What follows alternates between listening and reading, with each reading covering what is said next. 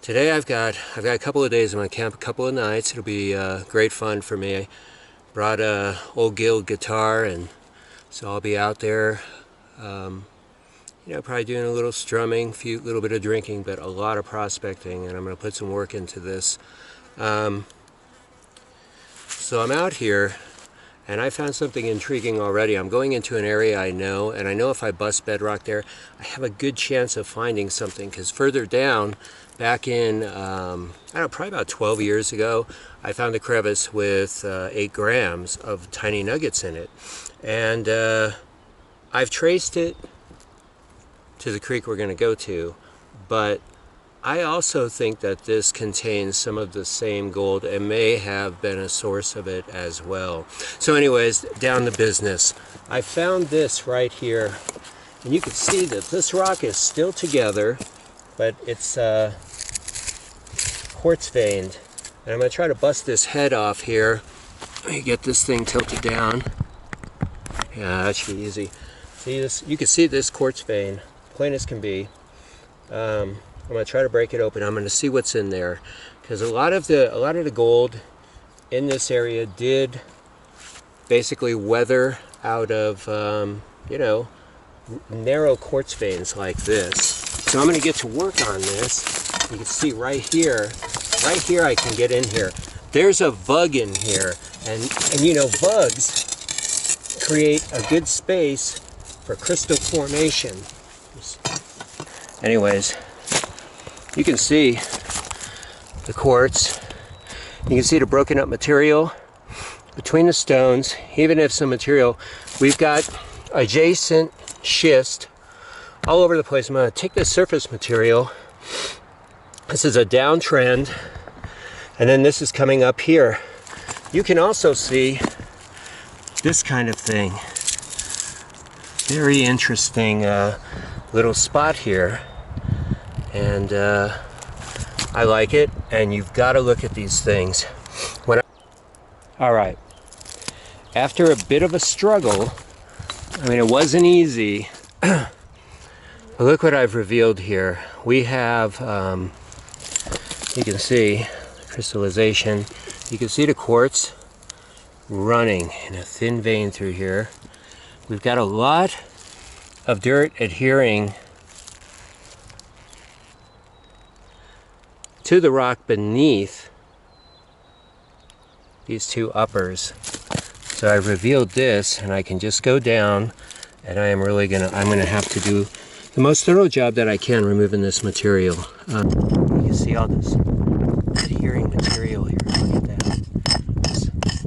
It's rusty and a little bit crusty. One thing I wanted to show is my S-Swing tool in action. I really like this. This thing is a weapon when you're out there. I think you'll be safe, but I'm using a small pan here as a catch, and then I'm just breaking this material off, and it's ending up in the pan. Yeah, because this is all quartz in here.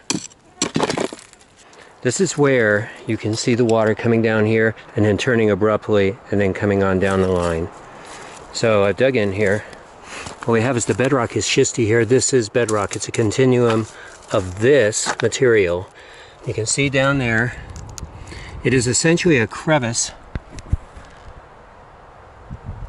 as it makes its turn. So to me, if material is moving down here, if there's anything heavy in it, anything like gold, it will likely end up here before it makes the turn. Even if this thing was raging, I'm keeping in mind that it's going to push up against this. It might go over the top, but then this acts as kind of a trough. And so I'm just giving you some logic that I have, and I'm always up for input. Wow, it's kind of like we found a little oasis up here further. We got a panning pool. It's more like a water hole for deer and local wildlife. And I was actually hoping that I would be able to get in here a little bit, but I don't know. It doesn't look like it's going to happen.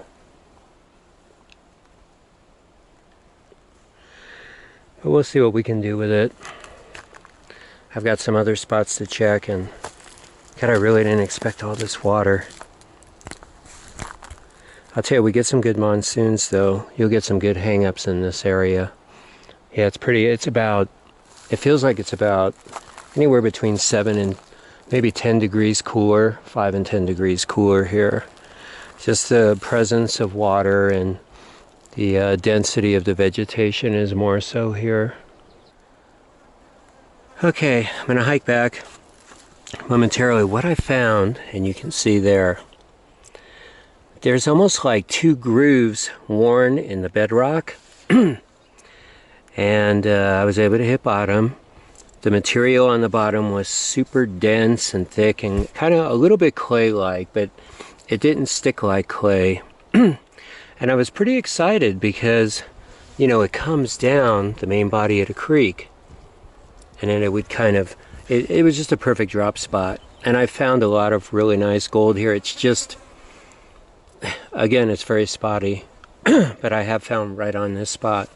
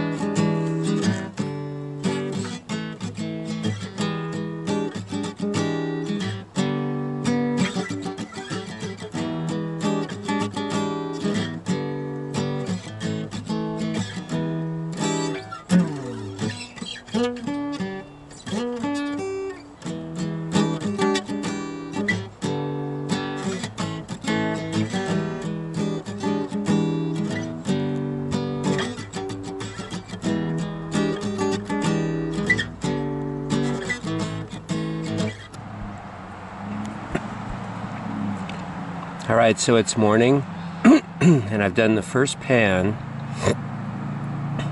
on that quartzy, schisty deposit where I pulled those rocks apart. And you can see there's gold in it. And it looks like the kind of gold that I would pull from something like that. You should be able to see that gold pretty easily. So it's not big. If you had volume, you'd have, you know, a decent amount of gold, but we took a relatively small sample. I've got one more pan to do, maybe 2, but there is gold there.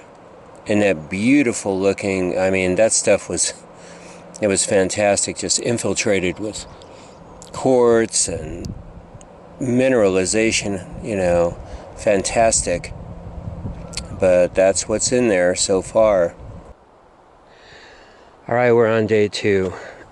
I called this spot right here Michael's Nugget, because I took my little brother here when he was out here for a week prospecting with me. We're upper in Mariposa County and up near Coulterville. Anyways, the last day I took him down here and we found some really good gold, and he actually had a nugget pop out of the dirt right in his face, which is like a big moment, and it's pretty rare, of course. But we got this secondary bedrock layer, and someone was digging here at one time. They gave up on it, but they were trying to get some of these rocks out of here, and I'm doing it. Okay, we have liftoff. I got it. A little bit of pounding with this guy, teamed up with this guy. I pounded under, gave it just enough. One thing really interesting about this rock is very flush to the bedrock, as is this one. It's almost like building blocks. God, they just look just like they belong in the bedrock. But I'm gonna see how much of this bedrock I can, you know, really bust up. The stuff on the bottom, is what I'm excited about. Oh yeah, it's interesting looking. It's been there. Now this stuff has been there a long, long time. All right, well, all that digging today and all that breaking bedrock yielded a big zip. I'm blown away. That spot, well, I've been there 8 times. Found cool gold 3 times. So it's not reliable, but I really did think. I mean, removing that bedrock was huge. Anyways, this is pretty reliable and steady. And I've been digging, trying to salvage today. I mean, we got that little bit of gold, you know, that I panned out from yesterday, but it's pretty little stuff.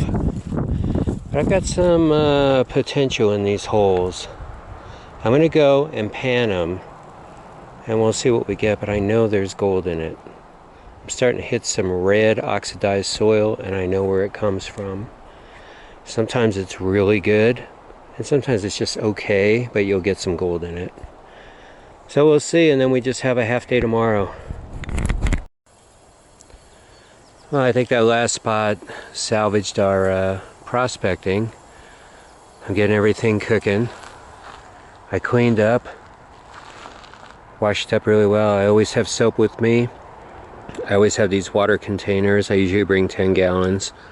For a couple of days, I can use it for panning, or, you know, today I like wash my feet and, you know, underarms and that kind of thing. And, you know, because I did a lot of sweating, hiked a lot.